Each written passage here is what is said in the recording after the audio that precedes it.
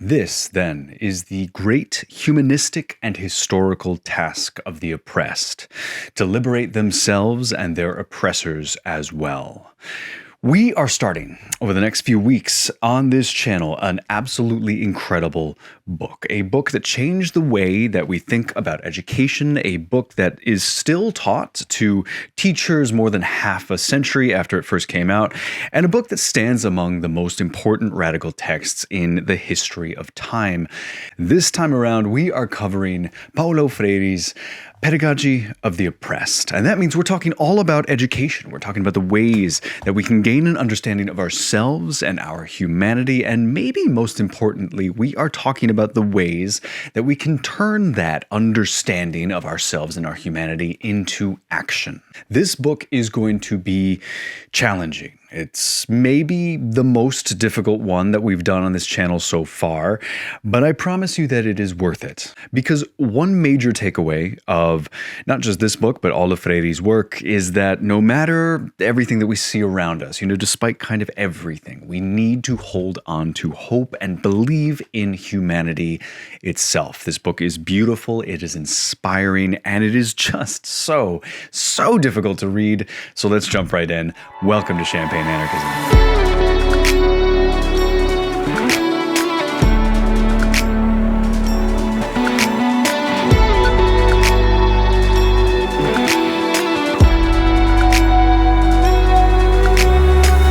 Welcome back. It's 2026, so we're starting off a brand new year, and we're starting it off with an absolute banger. You've probably heard this book before, or heard about this book before.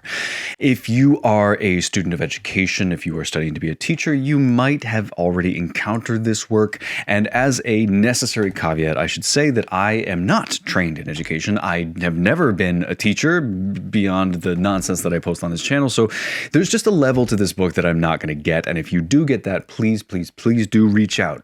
Comments on social media, you can reach out to me directly. All of that stuff, I find it incredibly valuable. All I am is a guy who loves to read these books, and so this is just a logical next step after we've done and covered so many great thinkers on this channel to come around to Paulo Freire and talk about him, the brilliance that is his work, and to try to sort through some of these really challenging ideas, because if you've taken a look at this book, you know already that it is incredibly difficult to read. The way I'm breaking this video down, this is going to be an intro video for this next series. We're going to break this book down chapter by chapter. Each chapter is going to get its own video. At the end, if you are a subscriber on Patreon, do check out that Patreon channel, by the way. That's patreon.com/champagneanarchism. If you're a subscriber on Patreon, you'll get one giant finale video with everything that you need to know about Paulo Freire's Pedagogy of the Oppressed, as well as two bonus videos. We're gonna break down first Bell Hooks and her kind of take on this sort of pedagogy of the oppressed. It's really fascinating. And then we're going to take a look at sort of anarchist theories of education, which is something that I personally find absolutely fascinating. And I think there's a lot of interplay with Freire's ideas when you talk about education and pedagogy from an anarchist lens. There's a lot to that. But for this first video, I'm going to try to give you some necessary tools that you might find useful when you go in to read a book like Pedagogy of the Oppressed. We're going to start with a little bit of a how to read. A lot of the time when I do these how to reads in front of books, I just say, read with a notebook, circles something you don't understand, make a note of it, that sort of thing. This one is going to be a little bit more challenging. And we're going to have to go through it properly with a dictionary and everything. So we'll talk about how to read Pedagogy of the Oppressed, literally how to sit down and take it in. Then we're going to go through some basic terminology. This is just kind of important. Before you jump into Freire's work, it helps to know what is praxis. What does he mean when he talks about something like praxis? What is a generative theme exactly? Having some of these terms in mind as we go to approach this work will be really helpful. So we'll go through some terminology. Next, I'm going to give you a little bit of a biography. So just a rough and ready guide to who Paulo Freire was and why he was so important, the context that he lived in. Brazil in the Estado Novo, all of this stuff. So we'll talk about all of that then. And then we're going to break down some major themes. We're going to go through this fairly quickly because this is just a 150 plus page book. So, we're going to go in depth in the videos on the specific chapters, but I want to present a few main themes just to have in the back of your mind as you go in to read this book. Just stuff that I think could be potentially fairly helpful as you go through this process. We're also going to talk about some criticisms, and there are some, of course, major criticisms of this work that you can make and that I myself also make. I've made one of those already. It's very difficult to read. And then, of course, on the Patreon channel, there will be a full reading guide with a lot of this that I'm covering today, as well as some extra resources, things you can also be reading alongside, people like Bell Hooks. There's a very fantastic student guide to Pedagogy of the Oppressed that I found tremendously helpful. Some of his later work as well. And then there's some cool stuff to watch. There's some incredible YouTube videos out there. If you've got the time for it, to sit with some really amazing thinkers who can break this down at a level that I will never be able to reach, I fully encourage you to do that. It is really, really awesome that there's so much cool material out there for this book. It speaks to how important it is. Anyway, let's get into the main bit of the video, and let's start with how to read Pedagogy of the Oppressed. When people first pick up this book, there's a very common thing that happens. They look at it and they say, oh, this is 150 pages plus? I could knock this out in a day. You can't. You simply cannot. There's no way to do that. It's never been done. It's just impossible. Here are the opening sentences. I'm going to give you the first two. Now take a look at these and brace yourself, but don't worry because we are going to talk about them and talk about how to deal with this kind of language. Here are the sentences. Well, the problem of humanization has always, from an axiological point of view, been humankind's central problem. It now takes on the character of an inescapable concern. Concern for humanization leads at once to the recognition of dehumanization not only as an ontological possibility, but as a historical reality. And I know that some of you out there are going, hey, this is not that difficult. I've seen stuff like this before. That is amazing. That is incredible. But if you are a dum-dum like me and you take a look at this, your eyes might start sliding across the page. The first time I picked up Pedagogy of the Oppressed was many years ago. I took one look at that first page and I was like, okay, I'm going to come back to this later. I put it down and I didn't pick it up for about another year. It's really, really tough to get through. His language is tough. He writes in this very old school kind of leftist tradition that can be very, very arcane. So go into this book knowing that you may have to sit with some sentences every now and again. Having a dictionary on hand is very helpful. And once you know, for example, that axiology is the philosophical study of value and ontology is the philosophical study of truth, you can start to take a look at these opening lines and you can kind of start to grasp their meaning. In this case, in these first opening lines, Freire is saying that we've been always concerned with becoming human, humanization, right? But if humanization is possible, then dehumanization is also possible. We start treating people like objects, in other words. Once you realize that humanization and dehumanization are both possible, you'll see that treating people like objects isn't just theoretical, right? It's historical reality. We've seen this, and we've been doing this for quite a while. And once you grasp that opening paragraph, you actually kind of unlock a primary through line for the rest of the book, the central question of Pedagogy of the Oppressed, which is, how do we begin to treat people like humans again? That is kind of the central thing that this book is concerned with. And to understand it, you really need to kind of sit with and unlock those first few lines. So do not get frustrated. It is difficult. It does need a dictionary every now and again. It's not too bad. It is perfectly doable, I promise you. Now, these opening two lines give us a really beautiful point, and it does speak to the fact that this book is full of incredible power and insight, but you do have to translate a little bit. On this channel, we've gone kind of through the gamut. We've done everything from, incredibly technical writers, people like Murray Bookchin, to incredibly friendly and super readable and clear writers, people like Angela Davis, people like Emma Goldman. Paulo Freire is probably the most challenging of the writers that we've covered so far. So my general advice here is to, again, read this with a dictionary. Read it also with a notebook. Write down questions. In the actual text of the book, if you're not using a library copy, if this is your own copy, I encourage you to go in, scribble things on the margin, underline things. I do it all the time in my own copies. And then, of course, if you do encounter something that is just too difficult, your eyes just keep sliding over it, you're feeling the fatigue, you're feeling the frustration, just skip it. Go to the next paragraph, go to the paragraph after that. I probably shouldn't tell you this. People will probably yell at me, but honestly, just skip it. Mark it down, come back to it later. That's what these videos are for. That's why I wanted to do this series. Other than that, brace yourself for some meandering sentences, some terminology that you're not used to, a lot of repetition as well. You will find this incredibly repetitive. Paulo Freire was a brilliant thinker, but he was a terrible writer. The effort that you take with this book will pay off. It is actually worth it. And with all of that in mind, let's talk about the basic idea. Let's present sort of the top level view, the overview of Pedagogy of the Oppressed. What is Freire trying to argue here? And of course, we're going to break this down in much, much more detail through the course of this series, but bird's eye perspective, what are we talking about here?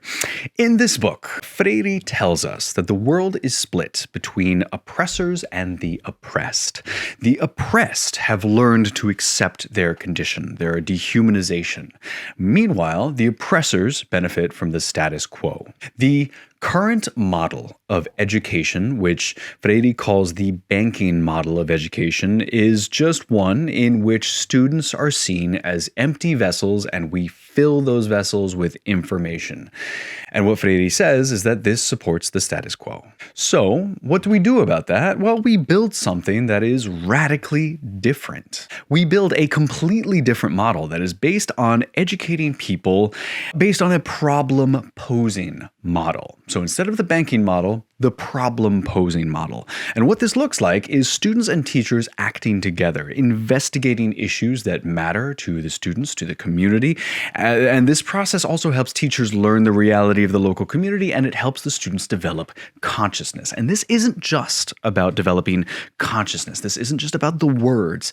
It's also about the action, right? There's another part of this, the other half of this process of liberation.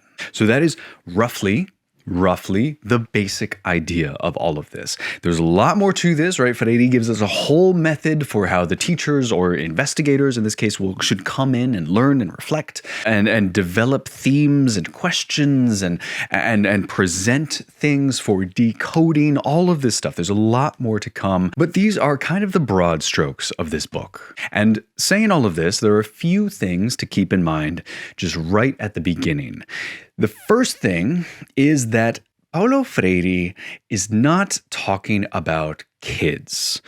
Freire, in this book, is specifically talking about adults. That is pretty important because if you are studying education, if you're studying to be a teacher, you probably will, honestly, come across Pedagogy of the Oppressed. It's an incredibly popular text to be taught, and it makes sense. You might even be assigned reading from Pedagogy of the Oppressed or assigned the full book. You might be here because of that, by the way. And that is awesome, because a lot of Freire's work and the insights from Pedagogy of the Oppressed apply to kids as well, right? Kids are also not empty vessels. Kids also exist in their communities. They experience oppression. They see stuff around them. They are part of their contexts, all of this. There's a lot in this book for that. But as you go to read this book, just know that Freire is talking about adults. He's not talking about childhood education, and especially not early childhood education. These are slightly different things. The second thing, just to set out right from the beginning, is that you may look at these initial arguments and go, okay, cool, problem-posing education, that makes sense. And it might work great for certain things, but what about something like math, right? This is a very common initial response. You might be tempted to go, okay, listen, a squared plus b squared equals c squared. How do you teach that in anything but a banking model, right? Isn't it just easier to present this, to show a student this Pythagorean theorem, memorize it, right? 10 seconds, you've got the Pythagorean theorem down. And what Freire and others who believe in this problem-posing model might tell you is that you could explain math this way, absolutely, just as kind of loose, unassociated knowledge. But why do that when you could go, right, okay, outside of this building, we've all been talking about this for a while. We know that we need a wheelchair ramp, right? We know people need this. We know we need a ramp to get into this building. How do we build that? How do we figure that out? You're gonna need the Pythagorean theorem for that. That's just helpful knowledge to have in a practical way that not just comes to you as loose, unassociated knowledge, but is something that is worth using, something that you can use to change the world around you for the better. Now, here is another thing to keep in mind, just initially, right off the bat. Pedagogy of the Oppressed is not a rejection of expertise. Some people get this idea in mind that because Freire talks so much about these kinds of different kinds of knowledge and building a program by speaking to people who might be poor, who might be illiterate, etc., that he's throwing away the value of experts here. That's not what this is at all. Pedagogy of the Oppressed is about recognizing that humanization is about dialogue, right? It's building something by collaboration. There is absolutely a role for experts and expertise in that. It's just that this role isn't what we're used to. It isn't an authority figure coming here with kind of an all-knowing sensibility who deigns to give these lower people knowledge. That's not what's going on here. That only serves to entrench the system of oppression that we are trying to smash from the beginning. We'll get more into this idea as we go through this series. Just know he's not throwing out the value of expertise. That's not what's happening here. One last thing, right? We are going through criticisms at the end of this video. We're going to go through a bunch, but the really wonderful thing about Pedagogy of the Oppressed and the work of Paulo Freire is that by its nature, it's meant for criticism. Freire is writing this as an argument that you are supposed to argue with. You're not supposed to just accept ideas uncritically. That goes against everything he's telling you here. You are supposed to wrestle with them. You are supposed to test them out. You are supposed to put them into practice, to challenge them. That is what empowered humans do. So he's arguing this, and he's also aware that his own book is subject to that very same argument. He accepts it, he encourages it, and that is exactly what we're going to do. So, having said all of that, and I know that's a lot of kind of baseline table setting for what's to come. We're going to do a little bit more table setting. I mean, this whole video is table setting. It's absolutely fine, but we're going to talk through some terminology. The first word that you're going to come across almost immediately is conscientização. Conscientização is a Portuguese word, and I have to apologize. My Portuguese is so basic, so I'm going to say all of these things wrong. Just don't come for me, or when you come for me, please be kind. It's absolutely fine. I understand. Conscientização, however, is the word that Freire uses to refer to a process of gaining consciousness. It's an awakening, an awareness, an understanding of the reality of the world with all of its contradictions and all of its tensions. But conscientização is not just learning, right? This is not just words. Conscientização is half of this. It also requires taking action, and specifically taking action to change things. You will see this crop up constantly with Freire. It is not just knowledge and understanding. That's key, absolutely. That is kind of a necessary first step, but it's also about action, and action brings us to our next word, and our next word is praxis. I hate the word praxis. Praxis is the revolutionary practice of revolutionary ideas. So you talk about something, you develop the idea, you put it into practice, you take action, and that bit, that's the praxis, right? The action bit. And maybe you're wondering, hey, couldn't 90% of the time you just use the word practice? Isn't that kind of exactly the same? You know, why use such an annoying and confusing term for what is ultimately kind of incredibly simple? Well, you wouldn't. You could and should honestly just say practice 90% of the time. But Freire is here trying to be very, very precise with his words, his terminology. And so I'm going to follow him in this idea. Let's use the word praxis even though I think, especially when you start seeing it pop up on Twitter and whatnot, it's just annoying. It's just there to be very, very annoying and difficult. Anyway, so we'll follow Freire in the use of praxis, but what you have to know about conscientização and praxis is that both of these are intimately connected with the driving idea behind the entire book. Pedagogy of the Oppressed is about humanizing us, right? It's about helping us to understand ourselves as human. And that process of humanization, it's not a light switch, right? It is a process. It's about building consciousness of oppression, understanding ourselves as capable of action, and then taking action. Every single part of this, every single part of that formula for this ongoing process is absolutely necessary, and therefore praxis is indispensable. But now let's move to a new word. Let's talk about dialogics. Okay, dialogics, right? To understand dialogics, you need to know that there are certain philosophers that are really helpful to study before you start tackling some of our theorists, particularly kind of theorists in the early 20th century that keep popping up, and then other theorists in the 1960s. They will refer to certain philosophers especially. So people like Karl Marx, like Charles Fourier, like Jean-Jacques Rousseau, even people like Charles Darwin are weirdly influential and keep popping up again. So it's helpful to kind of read these early thinkers.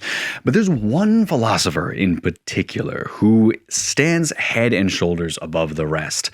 And that philosopher is G.W.F. Hegel. We have talked about the German philosopher G.W.F. Hegel before on this channel, so if you've heard me say this already, just bear with me.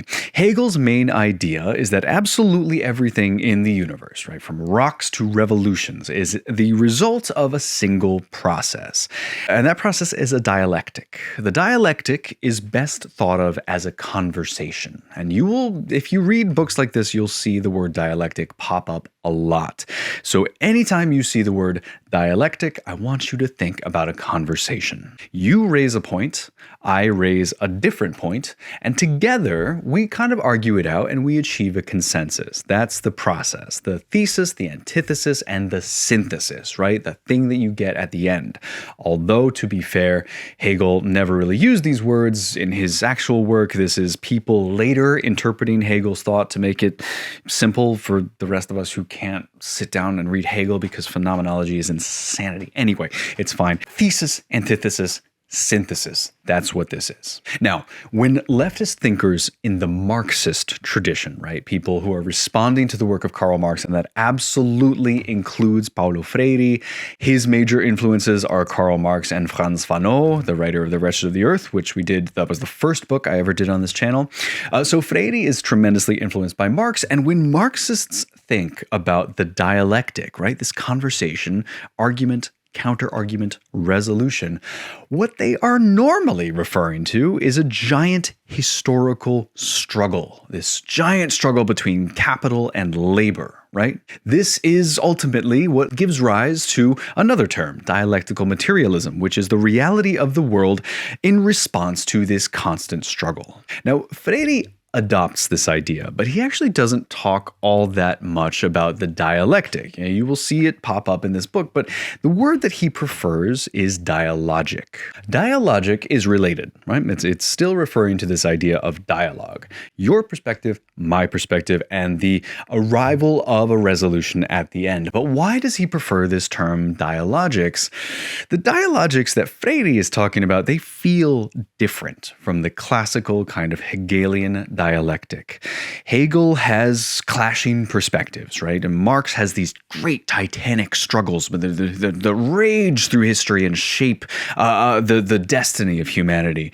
But dialogics aren't that. If the dialectic destroys, the dialogics build. And this, I think, is what Freire is really trying to get at here with this word dialogics that you will see all over this book.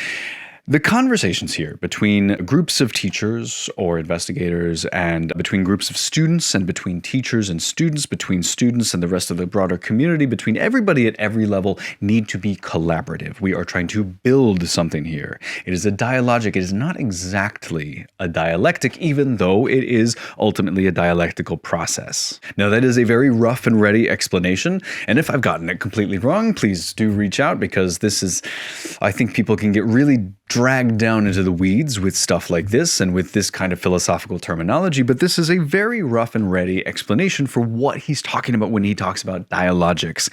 So just in general, when you see dialogics, think of a conversation. That's really what we're talking about. We're talking about a dialogue. We're talking about a collaborative process to build something new. And we will talk much more about this. Freire talks through dialectics and dialogics, especially in chapter 3. In fact, when we come to chapter 3, we'll talk much more about this. But when you see both of these words, again, just imagine a conversation.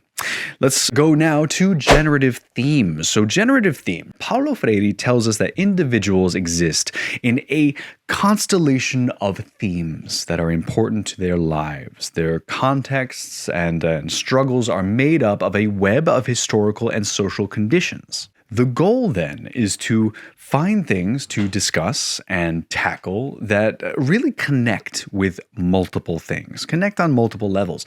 A generative theme is a theme that generates further discussion, further reflection. Maybe think of them kind of as nodes in this web of things, historical and social contexts that influence us, just a node in that web that is going to spark more thought, more conversation, more reflection, whatever it is. And these themes can be anything. They can be poverty, they can be segregation, they can be alienation, they can be freedom, whatever it is, anything. The trick is that the generative themes have to link to certain real, tangible things, right? Everyday complaints, struggles that are experienced by people in their daily lives. And that brings us to another bit of terminology, the limit situation. Now, the limit situation, which we will come across and explain a little bit more about in chapter 3, this is a concept that's borrowed from the thinker Álvaro Vieira Pinto. And the best way to think about this is that it's kind of like a wall. So imagine a little bit of a wall metaphor. You're walking down a road and you come across a wall.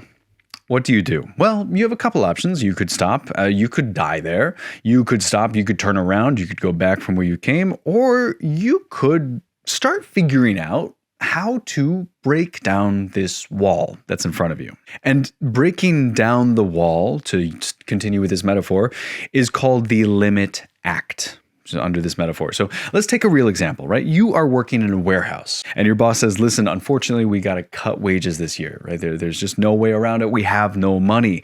You kind of need that money though. That is your limit situation. This is your wall. Now, if you are trained to accept your circumstances, to accept the limit situation and the realities of the world around you, right? Trained to turn away from the wall, then that's it. That's where the story ends. But Pedagogy of the Oppressed asks you to perform instead the limit act. What is a limit act? Maybe go on strike, maybe something else, but perform the act that will help you break down this wall. But here's the thing, and here's the trick to this. This is what Freire is trying to get at. Only by recognizing something as a limit situation can you start to break it down. Only by learning that this wall was built by humans and can therefore be destroyed by humans can you transcend that. And then, of course, once you understand that, you can only really transcend that. You can only really break down the wall by taking action. So again, we have two sides of the same coin. We have the understanding and we have the action. We have the learning and we have the praxis. I really hate that word. But anyway, we will sort out how all of this interacts when we get to chapter 3. But for now, when you see these concepts, this is what Freire is talking about. Now, let's move on from the terminology and let's talk a little bit about Freire himself. Who was he? Where was he coming from? Let's do a short biography to try to understand the situation that he's emerging from. Right. In my best Portuguese, Paulo Jesus Neves Freire was born in Recife, Brazil in 1921. Freire's family was originally to start out with working class but fairly comfortable, at least, early on, but those circumstances changed fairly quickly. For one thing, it already wasn't a great situation. Recife was a poor port city in one of Brazil's poorest states, Pernambuco. And for the other thing, his father had a job at the time as a member of the military police, but he quickly lost that. He had to retire due to a heart condition.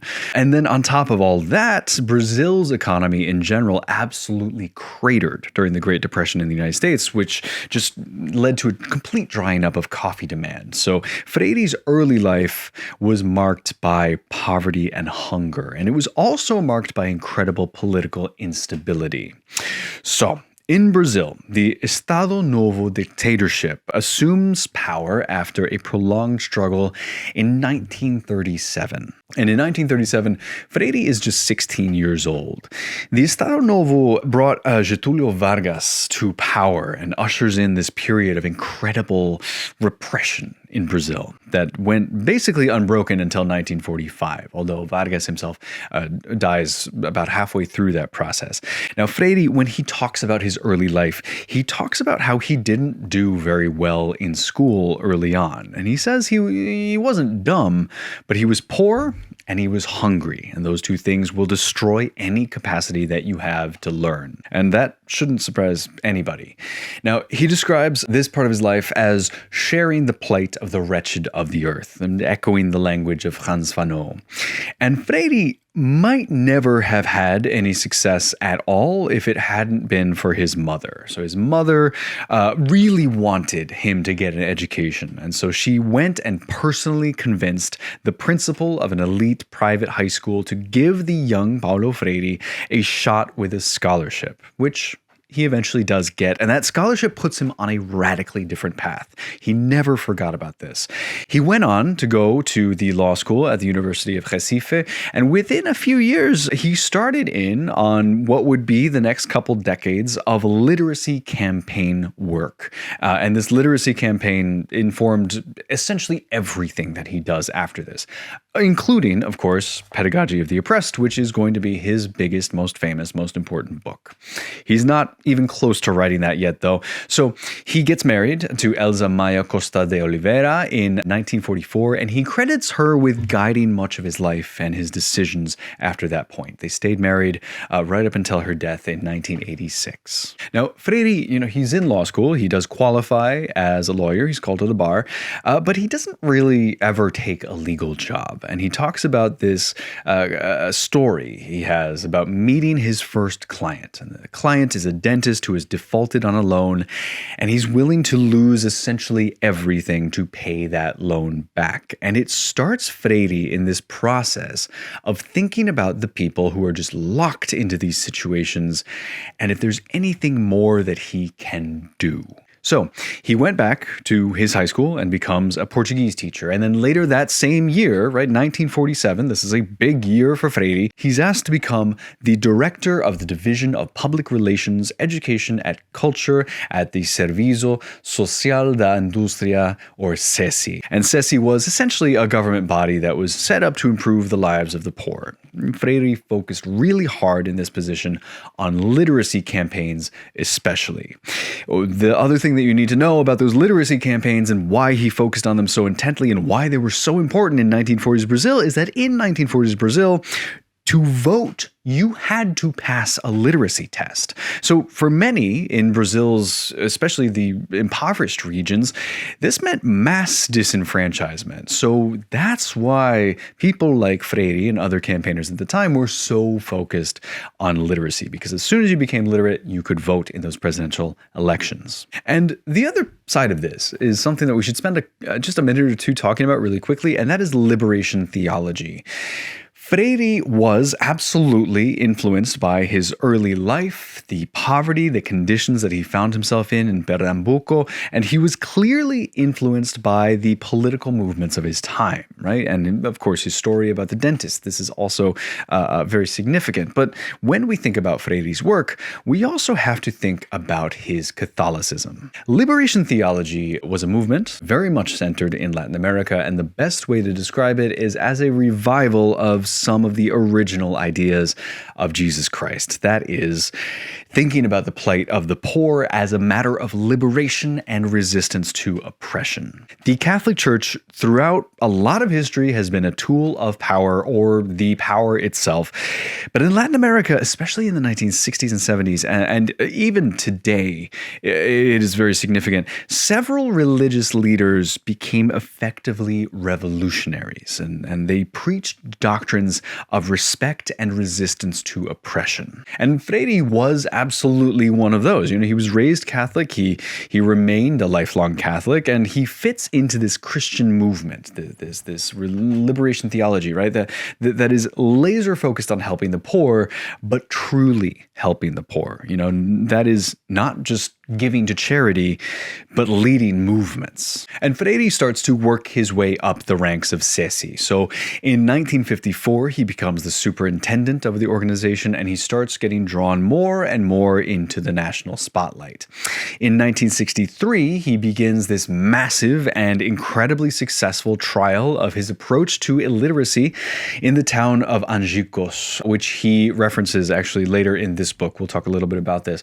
And during this trial, he manages to teach 300 sugarcane workers to read and write in just 45 days. It is an enormous, resounding success, and it leads to Brazil embarking on a massive national literacy campaign that is cut down almost immediately, and that's because the military took power in a 1964 coup. This, by the way, is a lot of Brazilian history. Anyway, Freire is arrested, he's interrogated, and he's forced to flee. He goes into exile, first for a little bit in Uruguay, and then he goes to Chile. And in Chile, Freire underwent a substantial leftward shift in his thinking. So he goes from, merely wanting to expand education and literacy to becoming a fully fledged revolutionary thinker.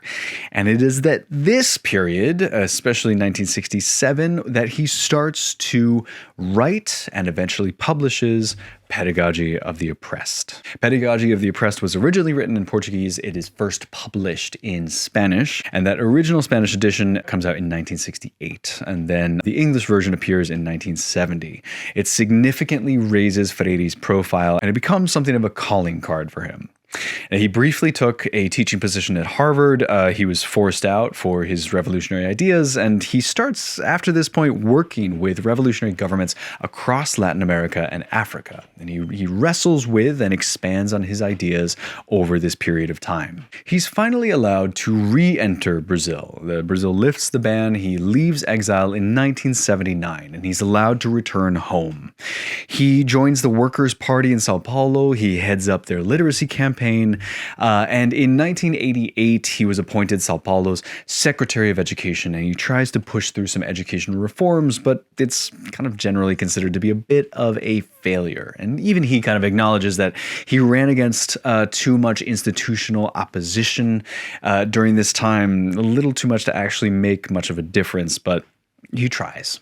Now, after this, and right up until his death, he continues to work. He expands on his ideas. He's always kind of pushing and refining. He writes more books, including The Pedagogy of Hope, which I'll talk a little bit about in just a bit.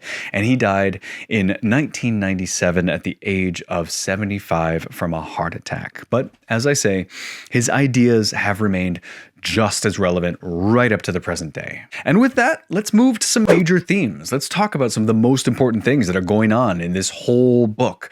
just roughly to frame this as you go into reading this book, what should we expect? And then we'll dig in much more through the series as we continue to go. So the first major theme that I want to talk about here is dialogue. We have really kind of touched on this already a little bit, but we should spend a little time examining this idea of education as dialogue. So one of the things here is that just like Frantz Fanon does in The Wretched of the Earth, Freire points out that revolutionary leadership may fall into the same traps as the previous oppressor. And even more dangerously, the revolutionary leaders may kind of just assume that the way to liberate people is to fight battles on behalf of the people, not with the people. So education under the oppressor and education under a revolutionary government therefore look very similar, right? Just educate these poor people who don't know any better. But Pedagogy of the Oppressed points out that actually these poor people do know better, and the process of education should take that into account, right? Take into account that people have needs that a teacher who's just kind of dropped in, or an investigator that Paulo Freire wants to send there, they can't know any of the needs of the local community because they are not of that local community. So they need to spend the time. They need to do the work. They can't just come in with a curriculum preset. That's not going to do it. That's not going to truly liberate or humanize anybody. So pedagogy, therefore, should be a process of dialogue, building something, exchanging things. That is very, very important. Next theme we should talk about is the process of education. So Freire talks about two different models of education here. There is the banking model and the problem-posing model. Talked a little bit about these already. Let's run through them very quickly. So in the banking model, people are considered to be blank slates to be filled with information. They will then take that information that those good, happy blank slates have received and regurgitate it for an exam. That's the whole idea. The teacher knows everything, the students know nothing, and so the goal of education becomes to shape people generally so they don't raise trouble. Raise good little workers with skills that will help them serve the interests of capital. Learn the rules of the system, not how to break it. The problem-posing model, however, is quite the opposite. Students and teachers work together. They act, Freire tells us, as co-investigators. This is the word he uses here. Asking questions of the world and then figuring out not necessarily a solution, but possible ways to approach it. If the banking model of education is about adapting to the conditions of the world, the problem-posing model is about changing the world. So those are some models, and we'll be dealing with those more as we dig into this book. But that brings us then to the next theme, which is humanization. So this is directly from those first two sentences of this book. Freire believes that education, gaining consciousness, taking action, these are all ways to regain our humanity. The system that we live under, the extraction of the oppressors, the entire point of all of this is to dehumanize us, to turn us into objects. And if we want to reverse that trend, we must undergo this process of humanization. It's not a process with an end point. It is a constant, lifelong process. There's no concrete goal in sight, but it is maybe the most important struggle that there is. Next and last theme, we should also take just a few minutes to talk about the central argument of Freire's later work, especially Pedagogy of Hope. So Pedagogy of Hope comes out in 1992, which is, again, him directly reflecting on pedagogy of the oppressed and kind of the legacy that it's left behind. There is honestly not much new stuff in Pedagogy of Hope. There's a lot of biography stuff, though. Actually, it's interesting. But one thing from the Pedagogy of Hope does come through, and it's in the context of this kind of end of history nihilism that is very, very popular in the 1990s, the heyday of the neoliberal era. Freire argues in this later work that without authentic hope, the struggle is impossible. Now, this is a really, really interesting idea. We will talk about this a little more through this series, but hope in Freire's ideas is not sufficient for liberation, but we would be mistaken to think that hope is just a nice feeling, right? Hope, Freire says, is absolutely necessary for us. To be human, we must have hope. This is central to this entire process. This does definitely come through in Pedagogy of the Oppressed. Again, we will talk a little bit more about that as we go through this book. But in his later work, this is where he really focuses his efforts, and I think we should kind of have that in the back of our minds as we go through a work like Pedagogy of the Oppressed. But let's move from this to criticisms, and there are a few criticisms that you can make. The first one is the notion of class, right? Or his exclusive focus on class, I should say. Now, this is something that you get fairly early on, right? You'll notice this pretty immediately. Freire's analysis focuses exclusively on class, and there is a lot of gendered language in this book. There is no explicit analysis anywhere in this book about things like gender or race or anything beyond really the kind of colonial race dynamics. And as you read that, it may really jump out at you. Now, I don't know that this is terribly fatal for his analysis because I think the analysis can easily be extended without any trouble, really. The whole point of this book is to build a pedagogy that is particular, right, and responds to the needs of specific communities. All of this is in there, but it's an issue with this book, and it's an issue he does take seriously and does eventually apologize for in his later work.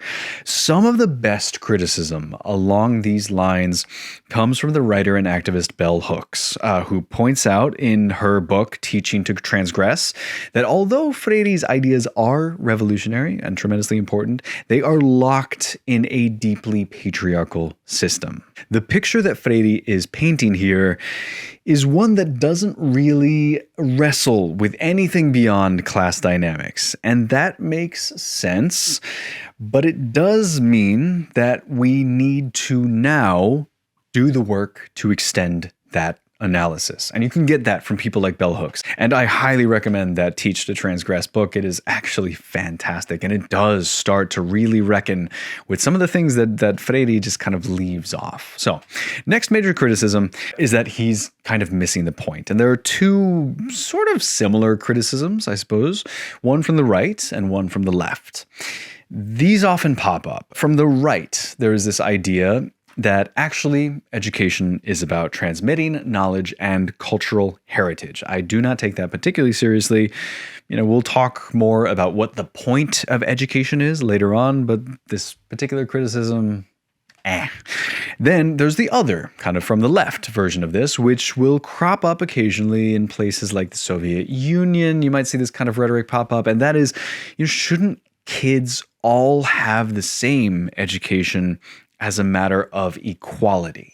In this view, talking about a different approach or a different curriculum for the oppressed may be a little bit tough to swallow if your starting position is that people, regardless of class or status or wealth, should come and get the same education. And that is an interesting criticism, one I find, however, a little too homogenized. But let me know what you think about any and all of this. As always, I don't personally take that criticism terribly seriously, but again, I am hitting this from an anarchist lens, which completely rejects that model of education anyway. So if you really believe in the project that the Soviet Union was trying to do, then fair enough, and I do want to hear that perspective as well.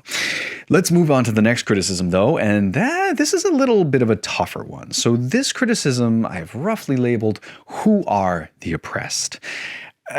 This we will talk more about in the coming weeks, but when you start off with this dichotomy, it becomes a little difficult. The dichotomy is this.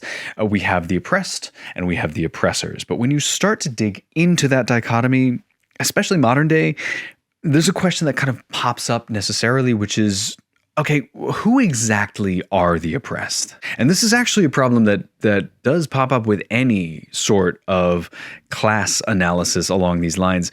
Most of us, in some ways, are the oppressors, and in other ways are the oppressed. Unless you are literally Jeff Bezos, or unless you are the lumpen proletariat kind of lowest level of worker on the rung, a literal enslaved person, then it is tough to apply a binary class analysis to you.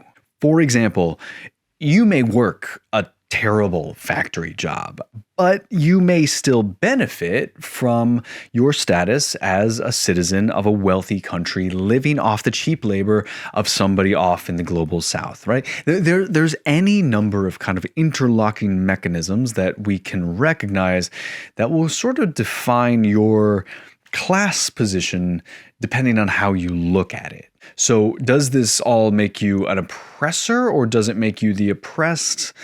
Yes, no, maybe. Sometimes it's difficult to know. Now, the distinction between oppressor and oppressed, it will come up a bit throughout, but for now, the way I like to think about this, and a lot of this kind of class analysis, is that this is a rough guide, right? This is nothing hard and fast. And again, we will talk about this, or especially in the earlier chapters, whether this is necessarily fatal to the analysis that Freire is giving us. I do not think it is, but it is nonetheless something that we kind of have to think through just from a philosophical angle, if nothing else. But with that, I'm going to wrap up this crazy long video and just end with a quick welcome to Pedagogy of the Oppressed. You know, this is not just an important book. It is absolutely an important book, but it's also an inspiring book and a terrifically optimistic book. I cannot wait to get started. We will dig into chapter 1 starting next week. So thank you so much for being here. Please consider signing up to that Patreon channel. There is a free version that will just give you the videos. And then if you want extra bonus videos, you can pay for that membership tier as well. That's patreon.com/champagneanarchism. As always, let me know what you think about any and all of this. I am really, really interested to hear people's thoughts on all of this. So it's just really cool. And again, if you're not comfortable commenting on a YouTube video, people do reach out to me directly all the time. That is absolutely fine. I have no problem with that whatsoever. Let's just chat. Totally fine. Thanks for watching. Goodbye.